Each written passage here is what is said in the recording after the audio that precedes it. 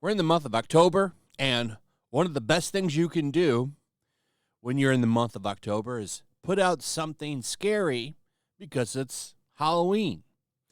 So a lot of people like to watch horror movies, play horror games. Resident Evil comes to mind. Another series that used to be quite prominent was Silent Hill, and then it just went off the rails and went away because nobody was buying them anymore.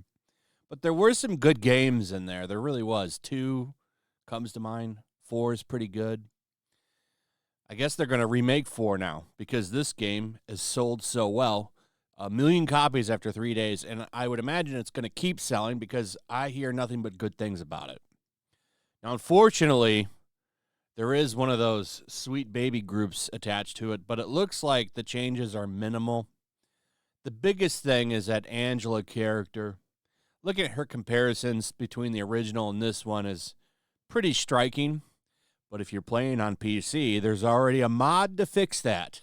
So there you go on that one. But this game's doing pretty well. It came out at the right month. This is the right month for this to come out. And congratulations on them on making sure it came out in October. It was a smart move.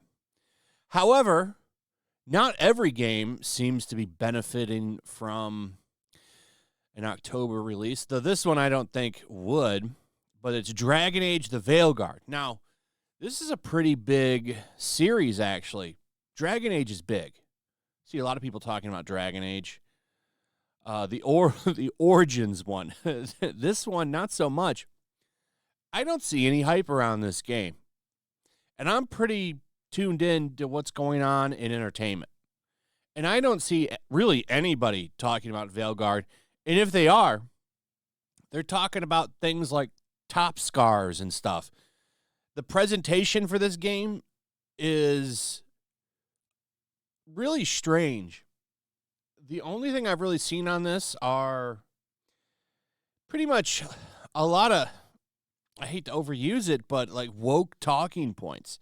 Like I said about the top scars thing, that was a big focus of some presentation on the character creator that they put out. Also, another thing that's been going on with this game is the sliders. Like you can, if you were to turn the glute slider all the way up, you pretty much just get Brie Larson's butt. And it's the same thing with the chest. Like they're little, like little tiny pecs. And this is for women. It's like, what's going on here with that? Why can't you make a curvy woman? It's very strange. And that's really been the conversations surrounding this game that I've seen, like the biggest focus. Not really much on the game. Kind of in a way, this reminds me of Lightyear. Remember that disaster? How they like always kind of promoted the woker stuff about the movie and never really told you much about what's going on. Now, maybe there is a lot out there on this game.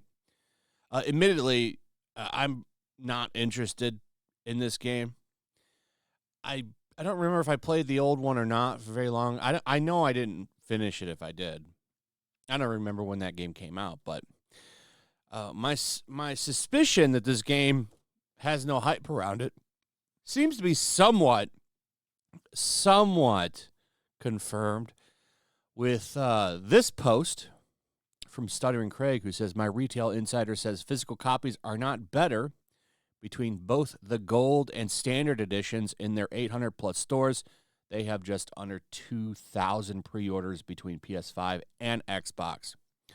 1,552 for PS5, 405 for Xbox. So this is an update to something that he put out a while ago, which was, I think, this post right here. Yeah, back in September. So then he said there was only 1,069. And in comparison, Zelda Echoes of Wisdom, great game, by the way. Great game. I'm on the last dungeon right now. That game is fantastic. It's got the traditional Zelda dungeons that I like about it. That's why I like it the most. I like this game better than Tears of the Kingdom. I didn't like Tears of the Kingdom that much. I'm having way more fun with Echoes of Wisdom. But that game sold pretty well. This having low pre-orders is concerning. The budget for this game looks high. Here's that clip that I was talking about right here. I'm not going to play it. You've probably seen it a million times. This game doesn't look like it was cheap to make. I'm going to tell you that right now. Compare this to Sparking Zero, which sold $3 million. Now, you can take a look at what's going on with this game on the Steam charts. Really the best data that we have. And as of right now, it is sitting at 38. 38. Oh, wait, no. No. It gets a little bit higher than that. 57th. This information comes in the wake of Dragon Age The Veilguard failing to breach the top 50 on Steam's top sellers list. However, the game has since broken through the top 50 and currently sits in the 42nd position. It has also moved up to the 27th on SteamDB's most wish-listed upcoming Steam games. Its follower count also increased to 67,000. Earlier this week, the game was 28th on wish lists, 57th on top sellers, and only had 66,000 followers. Back on September 20th, the game was 38th for wish lists and 80th in top sellers.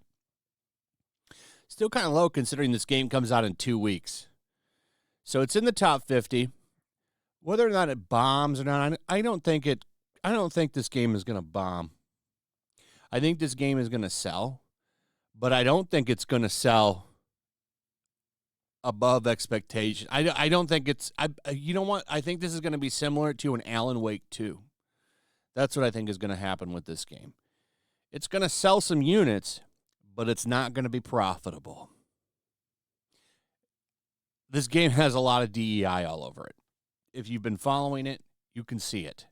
So it's tough to make a prediction on this because we're still 2 weeks out. And as you can see, like September 20th, it was much higher up. But now as we get closer to release, it's kind of climbing the charts.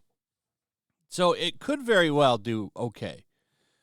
But out of the gate, I think you're going to see a lot of memes come from this game, especially with this customizing for the characters. I think you're going to see a lot of people making fun of it.